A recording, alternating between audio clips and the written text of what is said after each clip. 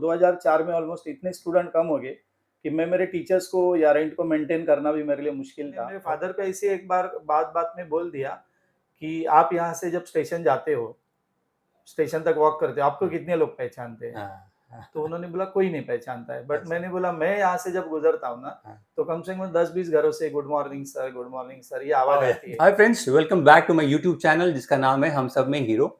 आज इस प्लेटफॉर्म पे जिस गेस्ट को मैं आमंत्रित कर रहा हूँ उनका नाम है मिस्टर सुनील गवस। वो एएनजी ट्यूटोरियल के फाउंडर हैं। तो उन्होंने अपनी लाइफ में क्या अप्स एंड डाउन्स देखे, वो कैसे अब तक अपने आप को मेंटेन किए हैं इस करियर जर्नी में। आइए उनसे सुनते हैं उनकी कहानी।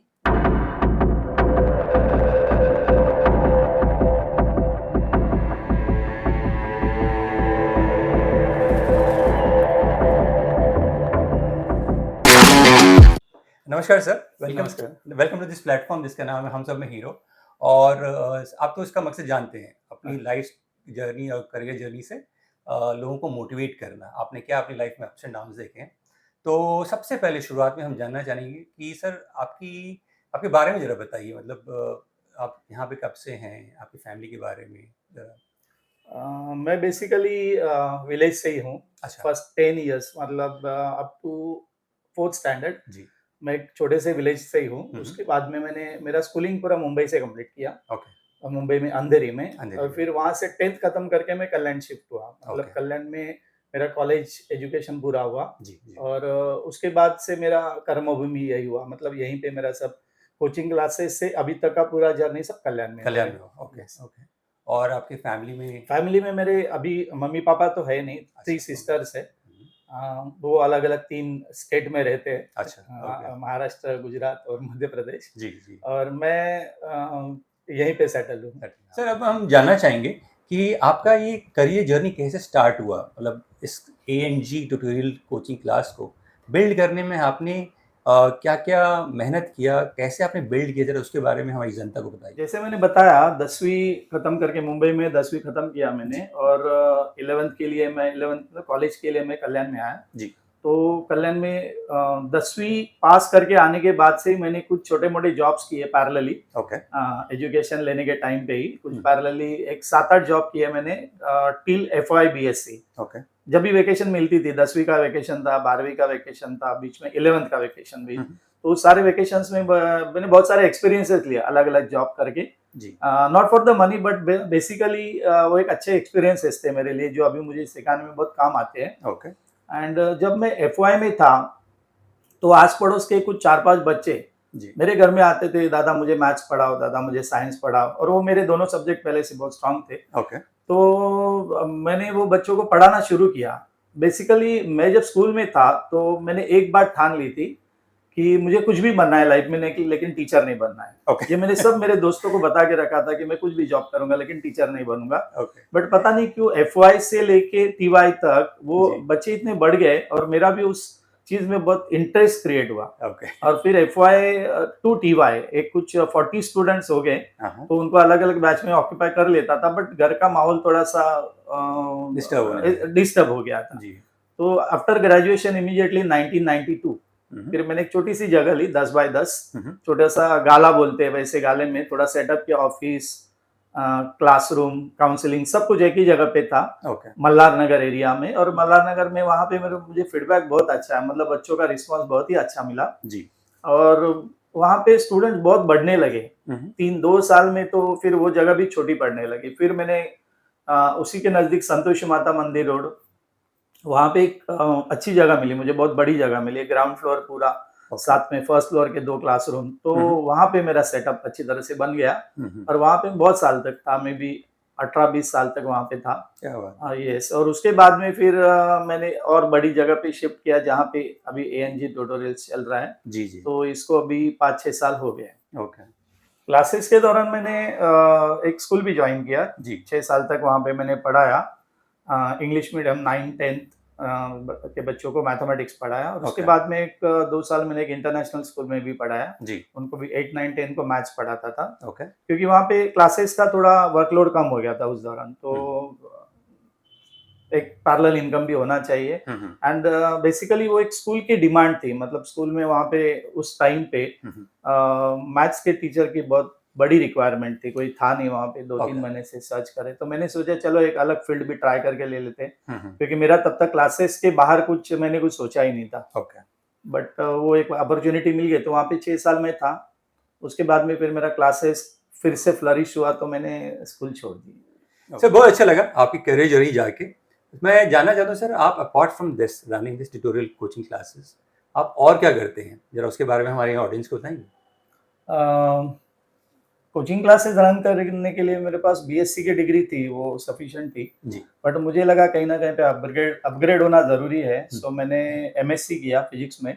उसके बाद में स्कूल की एक रिक्वायरमेंट थी, मैंने जो बीच में बताया कि स्कूल के लिए बीएड होना ज़रूरी होता है, and I work in the school for 6 years। तो विद इन टाइम स्कूल से एक डिमांड थी कि आप बीएड भी करो, तो मुंबई यूनिवर्सिटी से मैंने बीएड भी कंप्लीट किया। उसके बाद में अभी एक जो नीड है साइकोलॉजी की, अभी गवर्नमेंट ने भी ये कंपलसरी किया है कि कोचिंग क्लासेस वालों के पास एक साइकोलॉजिस्ट होना चाहिए। अच्छा, या बट बिफोर दैट मैंने साइकोलॉजी के कुछ कोर्सेज किए, कुछ सर्टिफिकेशन कोर्सेज किए, and presently I am doing MA in psychology. तो उसका एक साइकोलॉजिस्ट का टैग मुझे मिलेगा, एंड अथॉरिटी तो ऑलरेडी है मुझे काउंसलिंग की, बट एक स्ट्रॉन्ग पॉइंट हो जाएगा, प्लस पॉइंट। इसके लिए मैं अभी एमए इन साइकोलॉजी ये हूँ अभी फर्स्ट ईयर में, नेक्स्ट ईयर मेरा कंप्लीट हो जाएगा। और कुछ आप मेरे ख्याल से डीएचआईटी का भी बोल रहे थे। हाँ, डीएमआईटी का वही साइकोलॉजिस्ट का ही होता है। डर्मेटोग्राफिक्स मल्टीपल इंटेलिजेंस टेस्ट, इसका फिंगरप्रिंट रिपोर्ट होता है और साथ में उसका काउंसलिंग होता है। तो आई डू दैट काउंसलिंग, 1-1.5 घंटे का काउंसलिंग होता है। तो उसके सब सर्टिफिकेशन तो मेरे हो गए, बट एक एडेड एडवांटेज के लिए मैं एमए कर रहा हूँ साइकोलॉजी में। तो सर अभी मैं जानना चाहूँगा, आपको इस फील्ड में जो आप ट्यूटोरियल चलाते हैं, इसमें क्या क्या चैलेंजेस फेस करते हैं? कुछ ना कुछ तो चैलेंज हर फील्ड में रहता है, तो इस फील्ड की क्या चैलेंजेस है, जरा हमें ये बताइए। चैलेंजेस एज सच अभी ज़्यादा कुछ आते नहीं है, बट जब भी इनिशियल कुछ ईयर्स थे, इनिशियल ईयर्स में क्या होता था कि कुछ चैलेंजिंग सम्स है, कुछ चैलेंजिंग टॉपिक्स है जी, तो उसको सिखाने के लिए कभी कभी मैं भी स्टक हो जाता था। फिर मैं फ्रैंकली एंड ओपनली बच्चों को बोल देता था कि ये मैं आपको नेक्स्ट लेक्चर में सिखा दूंगा, ओके बट रॉन्ग वे से नहीं जाऊंगा, मैं आपको करेक्ट वे से, बट नेक्स्ट टाइम मैं आपको सिखा दूंगा।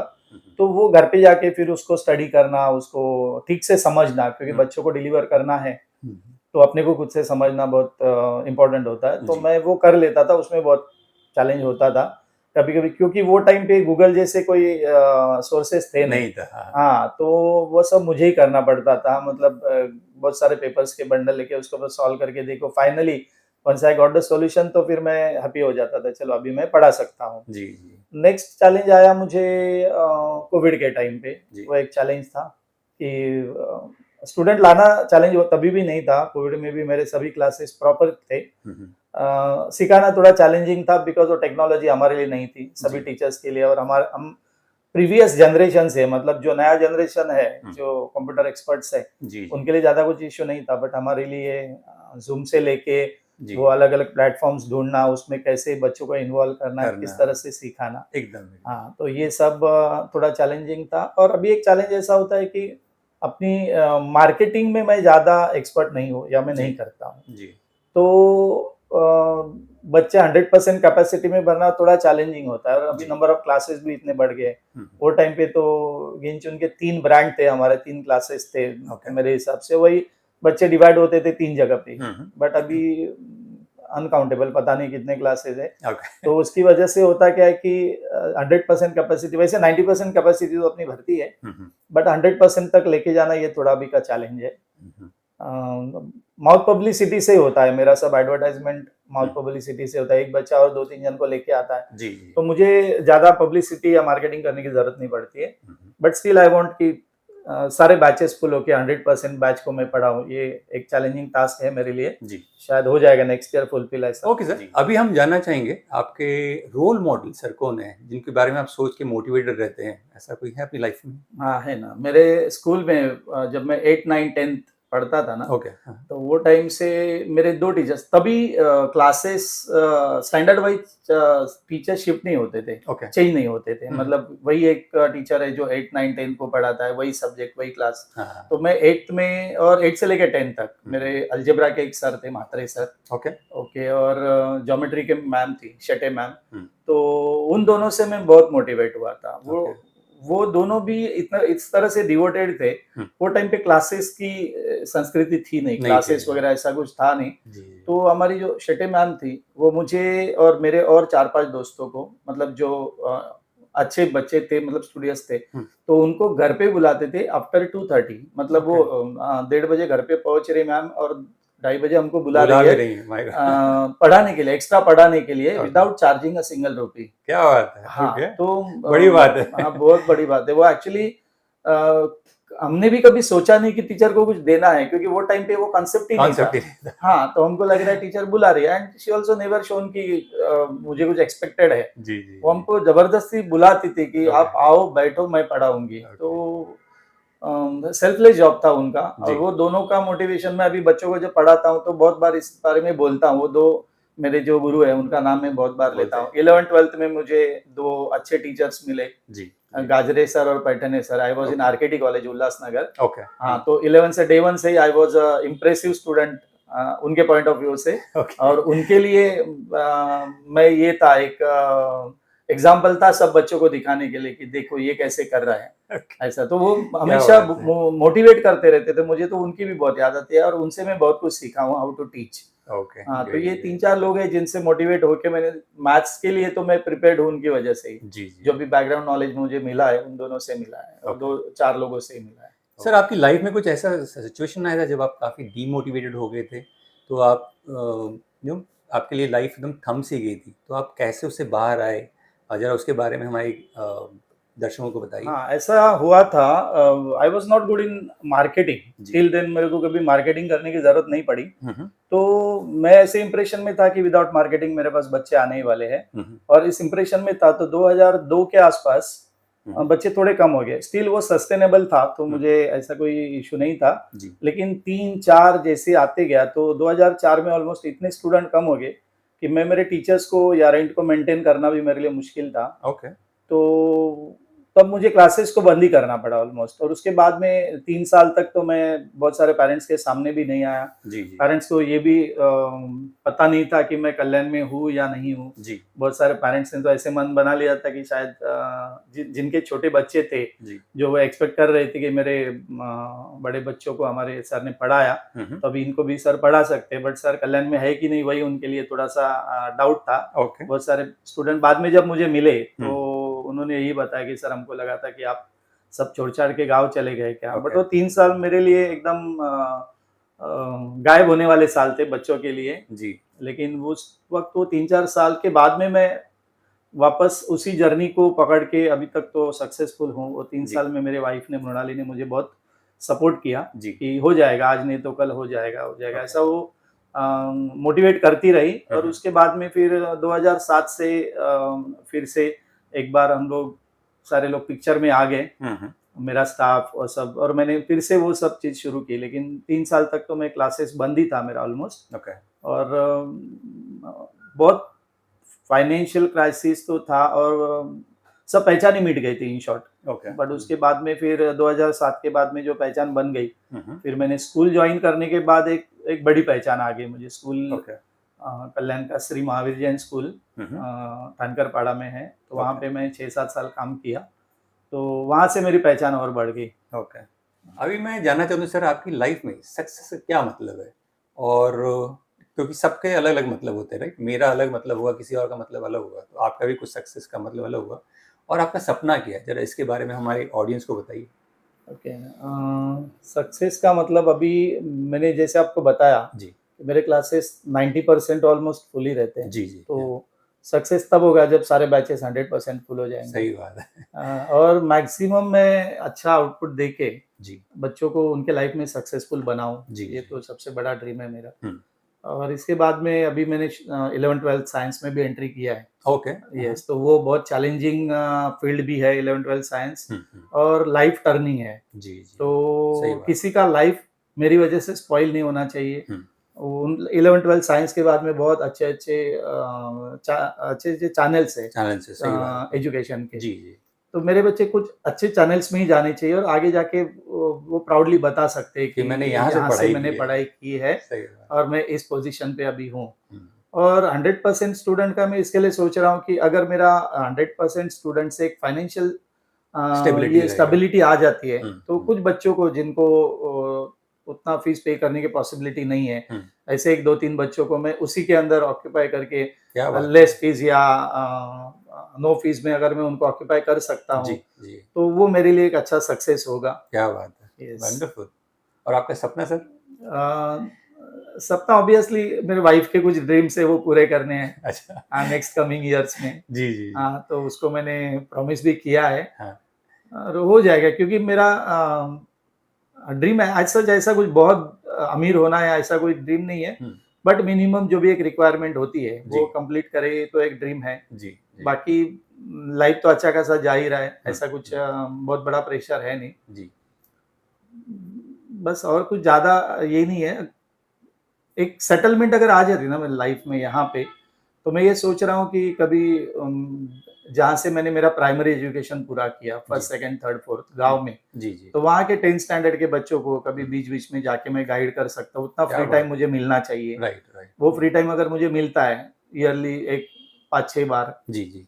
तो मैं मेरा नॉलेज वहाँ पे शेयर कर सकता हूँ वाह। Without charging any money. ये एक मेरा ड्रीम है। ड्रीम है। ओके। वैसे मेरा विलेज जो हिल स्टेशन ही है, अच्छा, क्या नाम है सर आपका? Amboli, Sawantwadi. Okay it is Maharashtra का नंबर 3 या नंबर 2 हिल स्टेशन है ओके। पॉपुलर।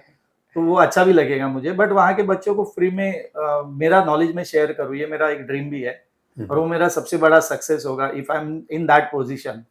अभी तो मैं मेरे सब कोचिंग क्लासेस में इतना जाम पैक हूँ कि मुझे वो चांस नहीं मिलता मिलता ही है। नहीं है। हाँ, राइट वेकेशन में राइट। कभी-कभी जाता हूँ तो ऐसा दिल करता है कि मैं उनको पढ़ाऊँ, बट ज़्यादा से ज़्यादा टाइम अगर मैं दे सकता हूँ उनको, तो वो मेरे लिए थोड़ा अ, ड्रीम फुलफिल्ड रहेगा, ऐसा राइट। तो लगता सर है मुझे। अभी इस करियर जर्नी में आपको जिसने जिसने भी हेल्प किया है sir, if you want to thank them through this platform, please feel free to do so.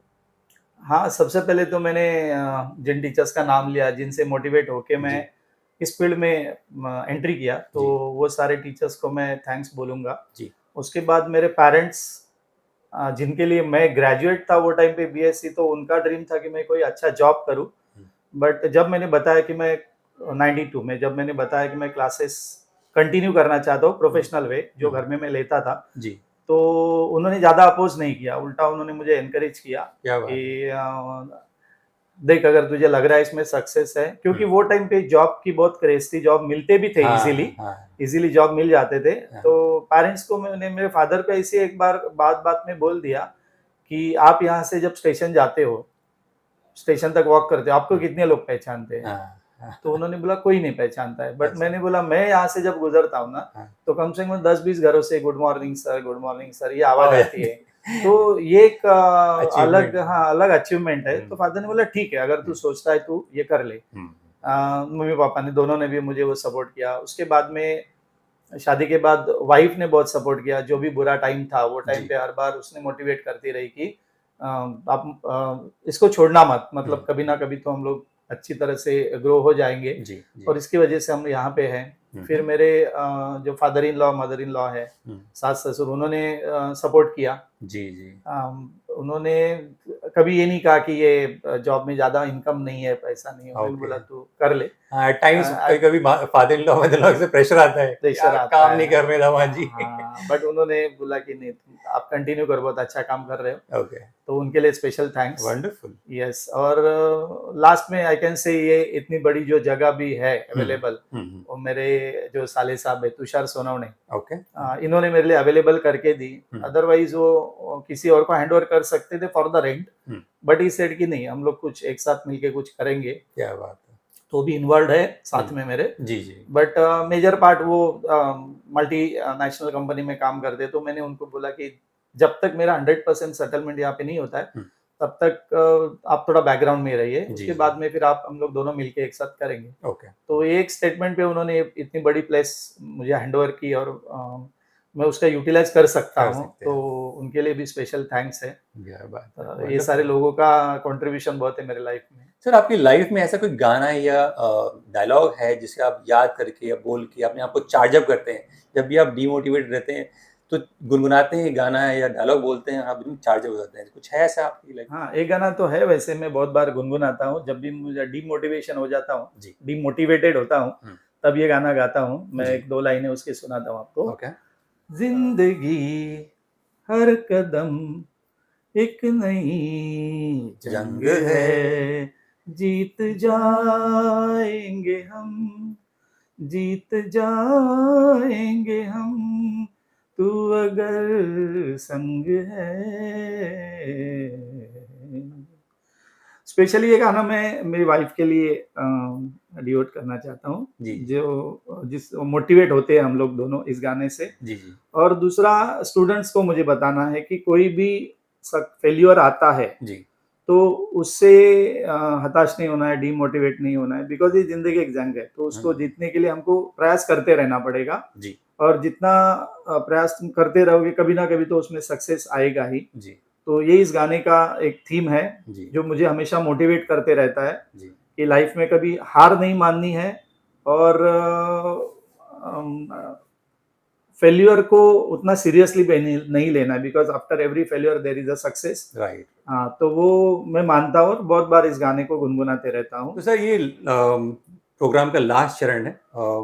Thank you very much कि आप इस प्लेटफॉर्म पे आए, अपनी लाइफ जर्नी और करियर जर्नी जनता के साथ शेयर किया। तो मेरा तहे दिल से आपको शुक्रिया। आप अपने इस सपनों को ऐसे ही पाएँ, आपका जो सपना आपने देखा है वो आपको मिले और बच्चों को ऐसा ही पढ़ाते रहें।